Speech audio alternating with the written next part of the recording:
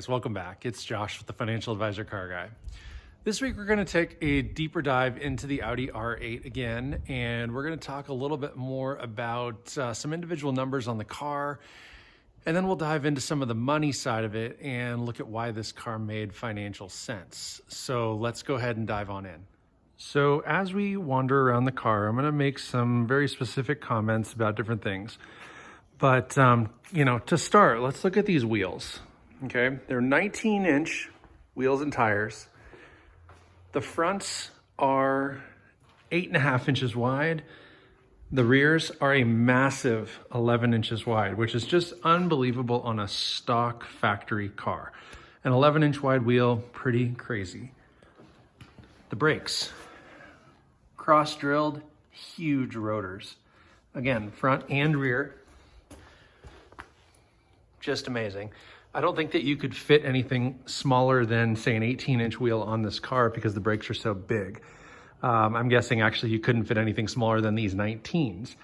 A lot of guys will upgrade to 20s, but that does hinder the ride a little bit. It makes the car ride a bit more rough. It makes the car, feel more bump in the road type of stuff. And so I'm really pleased with these factory 19s. And I actually love the look of a split spoke wheel. So this is something I'd probably put on here anyway. I mean, if we just quickly reference the Challenger, same kind of approach, split spoke wheel. I just love that look.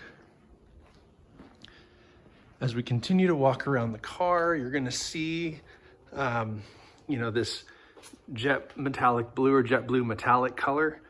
I think I mentioned this in the last episode about this car. But this is the original color that the concept car was unveiled in. And so to me, it kind of has a special place in my heart because, again, that's the car I fell in love with all those years ago.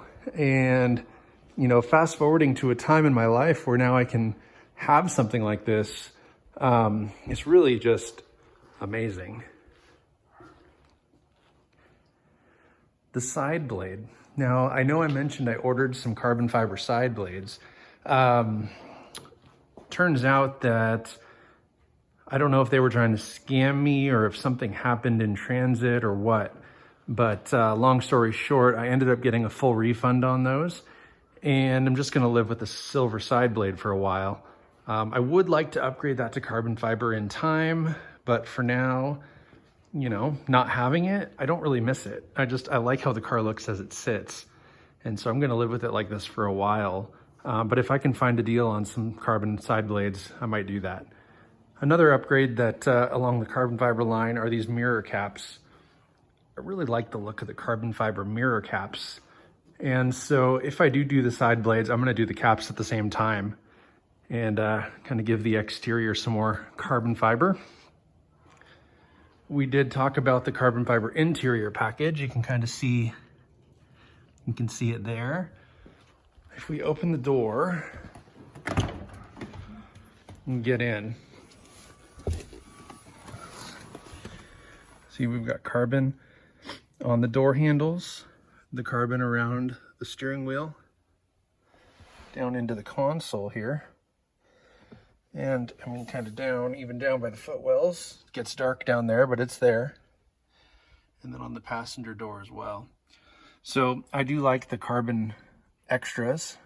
And you'll see here I did roll over 40,000 miles about a week ago.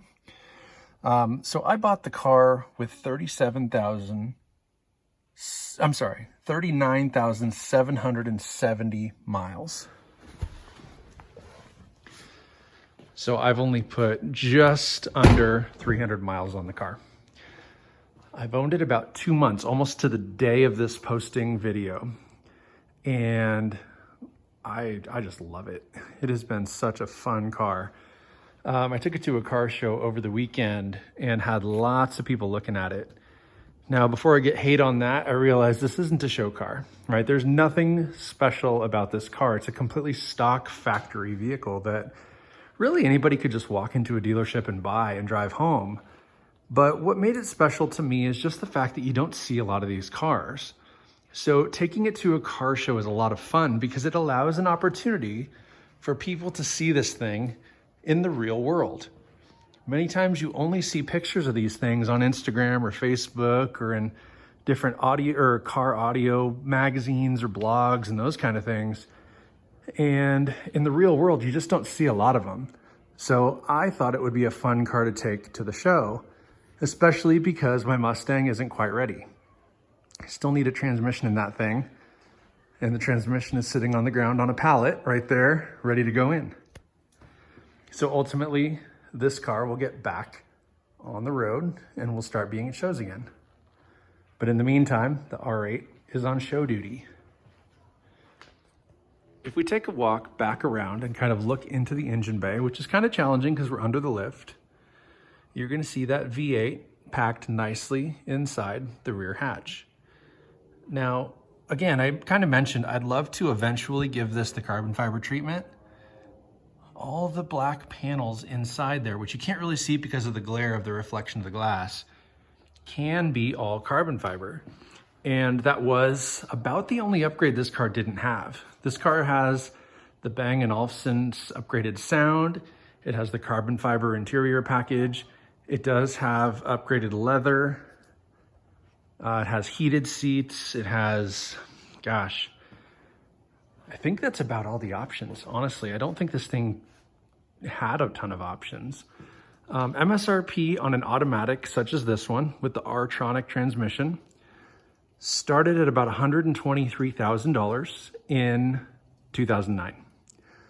With the few added extras on this car, I want to say they call it the sound package, the premium package, the technology package. It does have navigation and all the Bluetooth stuff.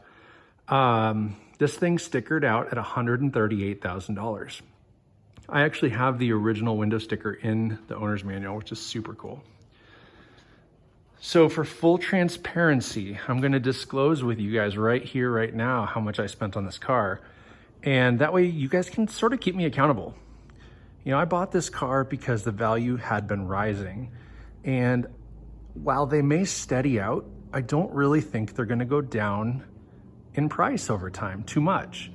And so at the end of the day, if I can drive this thing without spending a fortune and losing my tail on making car payments for something that is just depreciating, I'm gonna call that a win.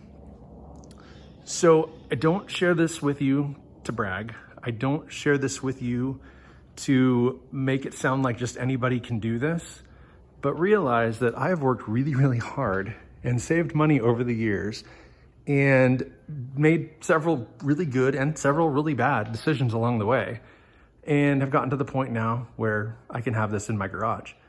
And believe me, guys, I count my blessings every day. I mean, I still wake up in the morning and walk out here and I'm in awe that I've come to a point where I can own this thing. So anyway, I speak to you guys from the heart. Please don't take this as bragging because it's the last thing I want to do.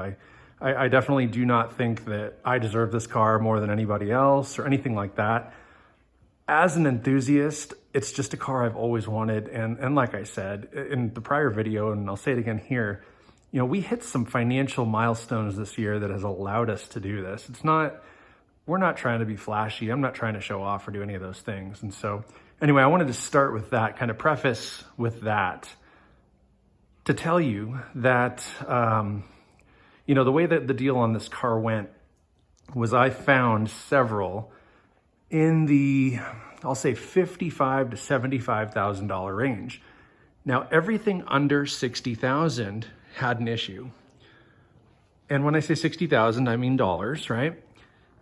They had salvage titles or reconstructed titles or had six-figure mileage. I found a couple that had north of 100,000 miles and they were priced at like 57,000, 59,000, something like that. And that really wasn't the route I wanted to go. I really wanted to get a driver that had a clean title and something that I could drive for a long time without fearing losing a bunch of money on maintenance and upkeep. And I didn't want to fork out the dollars for a super, super low mileage one because the problem when they sit is seals go bad, things go bad. Then you have to spend a ton of money on preventative maintenance, you know, on top of the premium price you're paying for a low mileage example. So I, I really spent some time trying to analyze what made the most sense. What I ended up doing was making a spreadsheet with 3 different R8s on it that I kind of analyzed. You know, what features did they come with? What color were they? What engine? What transmission? Any extras? Any bonuses? How far from home are they? Will I have to transport or can I fly and drive? What else? Bottom line, price, right? So I went through and analyzed 3 different cars side by side by side. And there was the very cheapest car that I could afford with, you know, low miles, whatever, but it was a really terrible color, so I might have to pay a couple $1,000 to have the car wrapped the way I want it. Or on the flip side, do I buy a higher mileage V10 car, you know, in the right color, but sacrifice the mileage? Again, higher mileage allows me to get a little more car. Or do I split the difference and try to find a low mileage V8 in the right color that kind of checks all the boxes, so to speak? And I would say that at the end of the day, this car really did check all the boxes. They didn't advertise this car to have the Bang & Olufsen sound system, so I didn't realize that when I bought it. That was actually a feature that I found out about the car when it rolled off the delivery truck here in front of my house. I bought the car assuming it had the standard Bose system. I don't know why they didn't tell me that. That's like a $2,500 factory option, and that's money. So they didn't disclose that to me. Their initial asking price on this car, and I have their dealership window sticker, was $84,991. Now, before you click out of this video out of disgust, I paid nowhere near that. I went back and forth a little bit with them, negotiated with them. They ultimately ended up dropping the price, and I scooped it up before anybody else could. But I snagged this car for $64,991. And while that's still a ton of money, please do not let you think that this isn't a lot of money, because we're talking about a lot of money. But the $20,000 savings that I took on this car really helped not only sell me the vehicle, but it made it a lot more comfortable, because watching the market, this exact car, while it was priced really high at almost $85,000, should have been a $75,000 car. Looking at what else was on the market at the time, you know, again, nothing under $60,000 that had a clean title or modest mileage. There was a big discrepancy. From 60 to 70,000, same thing. It was like some of them had maybe 60,000, 50, 60, 70,000 miles, so not quite the 100,000, but you know, maybe some of them had salvaged or reconstructed titles. There was just a lot going on in the market at that moment in time. This was about 2 months ago. So I'm gonna post the figures here on the screen, but what you'll see is over the last 90 days, these cars have taken, I want to say, about a 10% price increase. So that right there makes me feel pretty good that in the last 90 days, I mean, I negotiated over 15% off the value of this car. 85,000 down to 65,000 is like 20%, 25%. It's a substantial amount of money. But then again, fast forward to today, and I'm looking at Car Gurus, and they track the value and the sales of all these cars. There's only 699 of these 2009s that were produced. So quantities are limited, and there's a few that sell, you know, maybe every month, but definitely several every year. So they can track pretty closely what they've done in the marketplace. Again, I'm going to show you right here that Car Gurus values my exact car at $79,000. And when I bought it for $65,000, like I said, it should have been about a $75,000 car, and this is just all the more reassurance. So I'm very, very pleased. You know, 79 grand is what this car is worth based on today's numbers. The market has softened a little bit. You're gonna actually see on that same chart in the last 30 days, they're down about 1%. Yeah, the market's soft, a little bit soft. People were demanding a high premium. They're coming down just a touch. I still have equity in this car. I still think I'm gonna do just fine. If I were to list it today, I would show that it's worth $79,000 and would be very thrilled to get $75,000 for it, right? So a $10,000 profit in 2 months, not too shabby. But more so just the average sale price of a 2009 Audi R8, again, on this chart here shows that they sell for about 80 grand, the average car. Now, some of those are high mileage, some of them are low mileage, some are automatic, some are manual. It just factors the whole marketplace and gives us an average. So for my car to be worth 79, the average sale price to be 80, I think I'm right in the ballpark. And again, paying 65 is a steal. I got a deal, I stole this car, not upset about it. It's the most money I've personally ever spent on a vehicle, period. But it got me into the car that I wanted at a really good price. And I'm thrilled, I really, really am. Like I said, I rolled 40,000 miles. I'm really enjoying the car. I haven't done anything to it other than washed it a couple of times. It has just been an absolute blast. So the way the story goes, when I started talking to the dealership about buying this car, it was a car that was traded in, or it wasn't even traded in, it was actually brought in on consignment. The seller had just purchased a brand new Lamborghini Huracan and put the car in on consignment, but the dealership was really funny. They wouldn't tell me who the seller was. We kind of speculated it could have been an athlete or a politician or somebody of prominence in the Bay Area. The car was purchased from a Maserati / Lamborghini dealership called San Francisco Exotics, or Exotics of San Francisco. And I mean, they deal with a high-end clientele, they deal with anonymity, all those things. And so I didn't push it, but I'm really, really curious. And even researching the VIN did not lead me to any answers or names. So I'm still kind of trying to figure that out because it's kind of a neat background. But yeah, I think that's really 100% of the reason why they were able to bring the price down 20 grand. When the car was traded in or put in on consignment, you know, I'm sure the seller had a lien against it and initially wanted to make as much money on it as he could, knowing that the market had shot up like it did. You know, again, I think what ended up happening is he just got to a point, or she got to a point, where they needed to liquidate the car. Were willing to take less money. It had sat on the market for long enough, being overpriced, that people had kind of written it off. So when the time came for them to drop the price, I was watching it very, very closely. I was probably the first person to reach out to the dealership at that point and make a deal with them.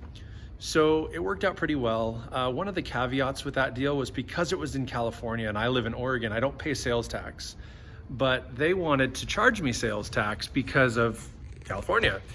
And so what ended up happening was they had to basically ship me the car. They wouldn't allow me to fly into the Bay Area and drive the car home. I had to literally ship the car. So I paid $65,000 for the car.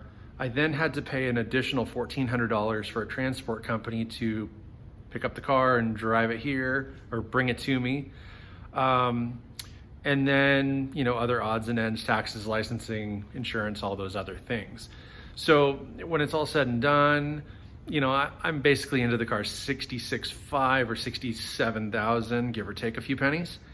And again, if I could sell this car tomorrow for 75, 77, 79,000 as it books, yeah, I feel like I've done pretty well. So again, I think from an investment standpoint, I'm not gonna lose. I don't think this car, it may depreciate some, it may end up back in the 60s, but I think that there's always gonna be such a demand for this thing. I shouldn't have a problem getting 65 for it down the line.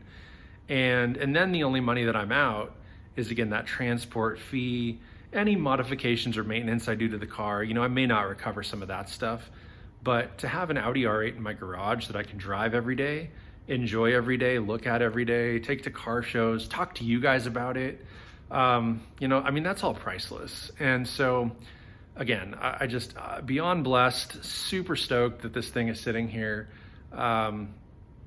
Man, I'm so happy I get to share this with you guys. I do want to do a ton of videos on the car. I want to do some driving videos. I want to, you know, prop the camera in such a way that you're in the passenger seat. We're going to go for drives and talks and all sorts of stuff. I really want to use this car to my advantage for this channel, because I think it can really make some wonderful content. And so I'm looking forward to that. You know, other than that, I think that's where I'm going to cut us off today. I just wanted to kind of clue you guys into some of the dollars and cents. You know, again, some of the specs on the car are fairly generic across all Audi R8s, but again, this particular year being one of, you know, 699, there's probably fewer than 100 in this color that I haven't figured out yet. I've done some research and just can't come to grips with an actual number. But to have, you know, the jet blue metallic over the cream interior with the carbon fiber trim and, you know, all the things, I guess this is probably one of, you know, 20 or 25 with this exact spec, which makes it a pretty rare car. Most of them were black or silver or white. A few different blue shades of blue, a few different red, and, you know, a few other colors. But for the most part, yeah, this is a pretty cool car. You don't see many of them in this shade. And I mean, I'm kind of a sucker for a light colored car. I really like silver and white. But I'm also a really big fan of blue, right? So this is a fantastic compromise. This is just a great color. I love it. Like I said, that's what I fell in love with, I don't know, 13, 14 years ago when that production car was previewed. What do they call that? The concept car was introduced. It was this color. So to have it again in my garage, I'm just so stoked. So if you guys have questions, concerns, comments, anything, please do comment down below. Let me know what you want to know about this car. You know, is there something that I didn't say that I should? Is there a burning question you have about the car? Do you want to see how big the trunk is or the frunk? Do you want to, you know, hear a cold start again? I can post more videos of those kind of things. Let me know. I'm happy to do videos. Like I said, it is my honor to do those things. I am blessed to have this thing in my life, and I'm just so excited to share it with you guys. So as always, may every investment you make be a good one. Till next time.